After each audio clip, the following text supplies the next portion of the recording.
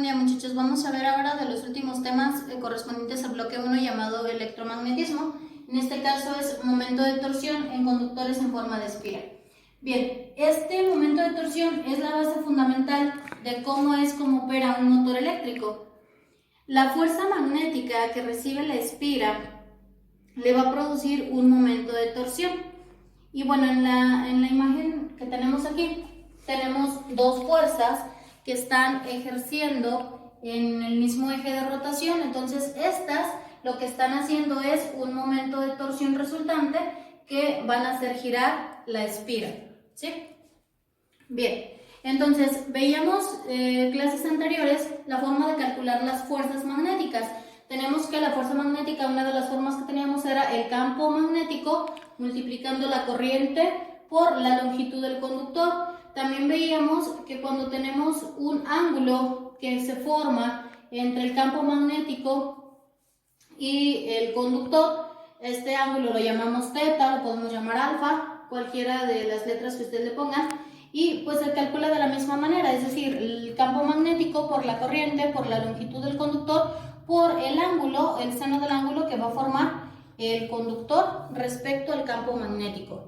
Tenemos también pues el brazo de palanca, en este caso para lo del momento de torsión, que es igual a U sobre 2, tomando en cuenta que la rotación es al centro, es decir, a la pura mitad. Y la U sería en este caso nuestro ancho de la espira. Tenemos otra forma de calcular la fuerza, que es igual el campo magnético por la corriente, por la longitud, en este caso del brazo vertical de la misma espira. Y de aquí, bueno, vamos despejando y vamos sustituyendo fórmulas. Y tenemos, pues, entonces dijimos que era momento resultante, por lo tanto vamos a sumar los dos momentos. Y al sumar el medio y el medio, pues nos va a dar un entero, en este caso la U, ¿sí? También de aquí tenemos que el área de la espira puede ser sustituido por esta parte, por la longitud del brazo de la espira con respecto al ancho de la espira, ¿sí? Si en lugar de una espira tuviéramos una bobina o bien un solenoide, es decir, n vueltas enredadas en un alambre, pues tendríamos entonces que la magnitud o del momento de torsión va a ser igual al campo magnético por la intensidad de corriente por el área de la espira por el número de vueltas que tenga dicha bobina, ¿sí? Y de ahí, bueno, vamos calculando algunas de las fórmulas, ¿sí? El momento dipolar magnético, pues es la I, la A y la N, es decir, la intensidad de corriente, el área y el número de vueltas que tiene.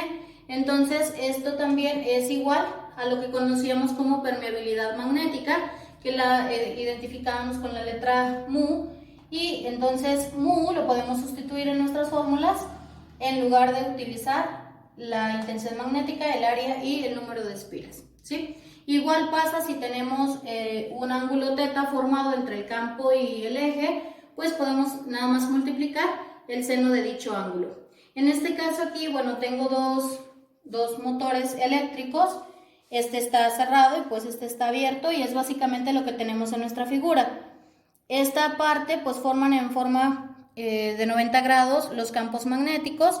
Este es el eje de rotación, ¿sí? Y esta es por donde le entraría pues la corriente eléctrica, ¿sí? Los dos polos, positivo y negativo.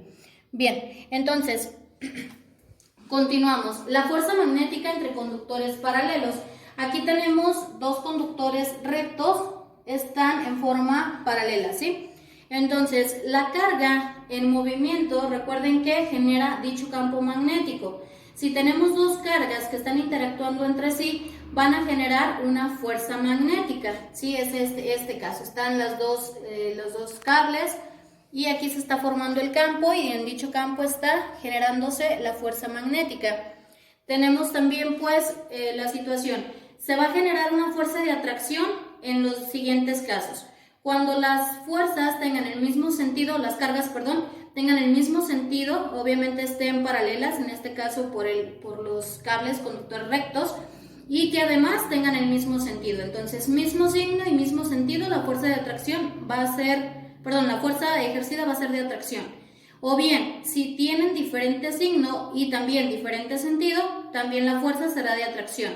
Mientras que si tienen el mismo signo y diferente sentido, la fuerza será de repulsión, al igual que si es diferente signo y mismo sentido. Y volvemos pues con las fórmulas para calcular las fuerzas magnéticas.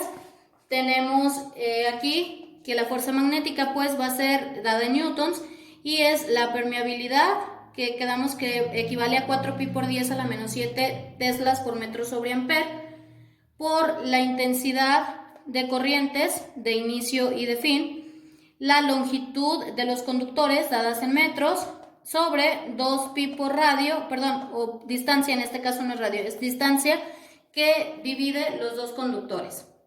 Tenemos pues la equivalencia de la constante magnética, mu sobre 2pi es igual a 2km, esto es una constante magnética que equivale a 1 por 10 a la menos 7 teslas por metro sobre amper, ¿sí? Por lo tanto, dividiendo los 4 que teníamos aquí, los 4pi sobre el 2pi, pues nos quedarían 2 por la constante magnética, que vale 1, por las intensidades, por la longitud, sobre la distancia que divide dichas cargas o dichas fuerzas, ¿sí? Bien, tenemos otro tema que es inducción electromagnética. Faraday hizo un experimento en donde él explicaba o veía que al tener un imán y una bobina cerca y en movimiento se generaba corriente eléctrica, y dependiendo de la forma en cómo él moviera tanto la bobina o el imán, iba a generar una variación en el flujo magnético de esta.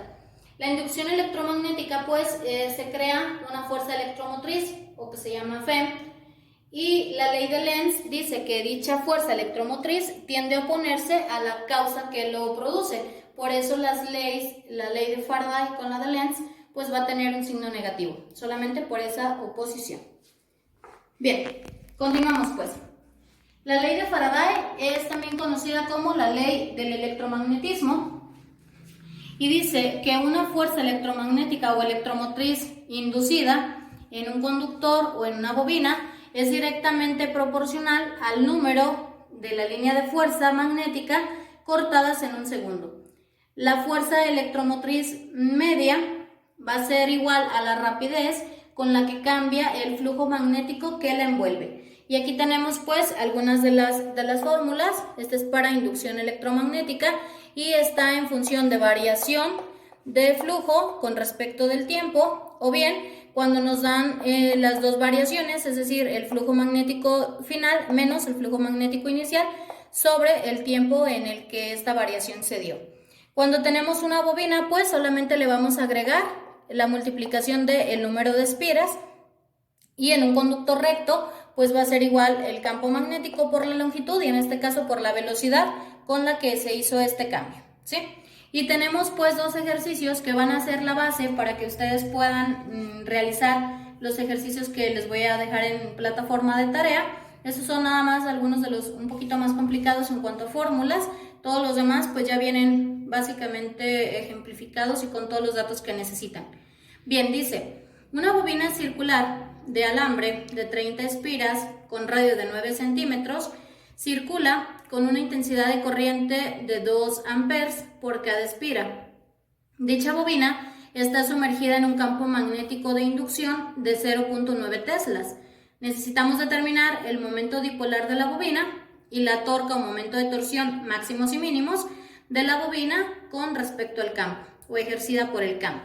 En este ejercicio los datos que tenemos, el número de espiras son 30, el radio es de 0.09 metros o 9 centímetros, la intensidad de corriente es de 2 amperes, el campo magnético o el campo de inducción es de 0.9 teslas y necesitamos calcular el momento dipolar y los momentos de torca o momentos de torsión, tanto máximos y mínimos. De aquí sabemos pues por teoría que el ángulo θ máximo en cuanto a un momento de torsión es 90 grados y el mínimo es 0 grados, ¿sí? Entonces, las fórmulas que vamos a utilizar son, para el momento dipolar vamos a utilizar la intensidad de corriente, el área y el número de espiras, ¿sí? Y entonces sabemos que el área pues se calcula pi por radio al cuadrado, ¿sí? Porque es una circular.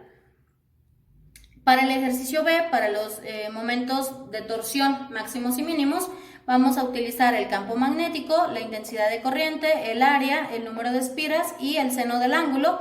Para el máximo dijimos que era 90, para el mínimo dijimos que era 0 grados. O bien podemos utilizar, si no queremos hacer todos estos despejes, solamente la parte de, recuerden que esta parte, bueno, la intensidad, el área y el número de espiras era igual a la permeabilidad magnética y lo multiplicamos pues por el campo magnético y el seno del ángulo. Entonces, para el inciso A, primero el área, pi 3.1416 por radio al cuadrado o la distancia al cuadrado, 0.09 metros cuadrados. Esto nos da un total, 0.025 metros cuadrados. Para el momento dipolar, vamos a poner pues la intensidad de corriente, la intensidad de corriente por el área por el número de espiras. Intensidad de corriente 2 amperes, área 0.025 metros cuadrados y número de espiras 30. Esto nos da un total de 1.5 amperes por metros cuadrados. Bien, para el ejercicio o el inciso B vamos a utilizar esta fórmula. Tenemos pues la permeabilidad, que lo acabamos de calcular aquí, o el momento dipolar, 1.5 amperes por metro cuadrado, por el campo magnético 0.9 teslas, por el seno de 90 grados, que es igual a 1, y esto nos da un total de 1.35 newtons por metro. Esto salió de aquí, amperes por metros cuadrados, y recuerden que un tesla es un newton sobre amper por metro. Eliminamos los amperes, eliminamos el cuadrado con este metro de abajo y nos quedan solamente newtons por metro. Bien, para el mínimo, el momento de torsión mínimo, dijimos que eran 0 grados, entonces hacemos lo mismo.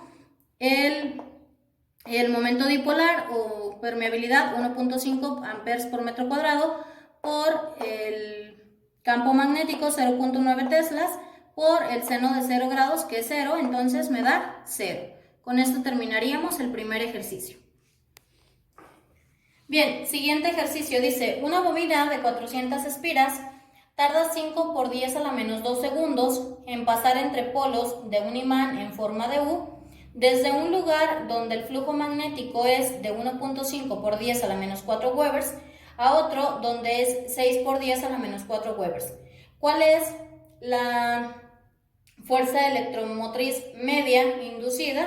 Entonces tenemos los datos, el número de espiras, 400, el tiempo que tarda, 5 por 10 a la menos 2 segundos, el flujo magnético inicial, 1.5 por 10 a la menos 4 Webers, y el flujo final, 6 por 10 a la menos 4 Webers, y necesitamos calcular la inducción magnética media inducida, ¿sí? La inducción magnética, la fuerza electromagnética inducida. Entonces, negativo porque dijimos que era opuesta a la causa que la va a producir, el número de espiras, 400, el flujo magnético final, 6 por 10 a la menos 4 Webers, menos el flujo inicial, 1.5 por 10 a la menos 4 Webers, sobre el tiempo, 5 por 10 a la menos 2 segundos, y esto me da un total de menos 3.6 voltios, que viene dado de Webers sobre segundo.